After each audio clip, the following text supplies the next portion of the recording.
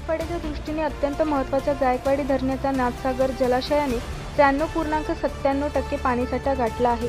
धरणात सध्या 11,926 क्युसेक पाण्याची आवक सुरू असून सांडव्याच्या 8 दरवाजांतून 4,328 क्युसेक पाण्याचा विसर्ग सुरू आहे. दरम्यान शनिवारी जायकवाडी धरणातील पाण्याचे जलपूजन पालकमंत्री संजय शिरसाट आणि आमदार विलास भुमरे यांच्या हस्ते करण्यात आले. यंदाच्या पावसाळ्यात जायकवाडीच्या पाणलोट क्षेत्रात झालेल्या पावसामुळे धरणात सातत्याने पाण्याची आवक होत आहे.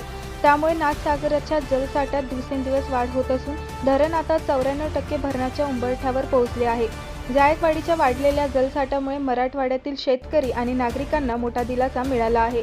जायकवाडी धरणातील पाणीसाठा हा मराठवाड्यातील शेती, पिण्याच्या पाण्याचा पुरवठा तसेच औद्योगिक गरजांसाठी अत्यंत महत्त्वाचा आहे.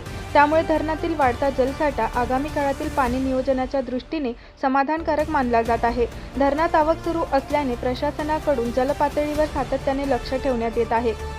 पाण्याची आवक आणि धरणातील जलपातळी लक्षात घेऊन सांडव्याच्या 8 दरवाजांतून सध्या 4,328 क्युसेक्स पाण्याचा विसर्ग करण्यात येत आहे. विसर्ग सुरू असल्याने गोदावरी नदीच्या पाणी पातळीत वाढ होण्याची शक्यता आहे.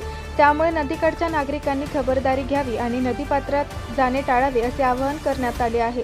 जायकवाडी धरणाचा जलसाठा 93.97% पोहोचल्याने शनिवारी करण्यात आलेले जलपूजन विशेष ठरले.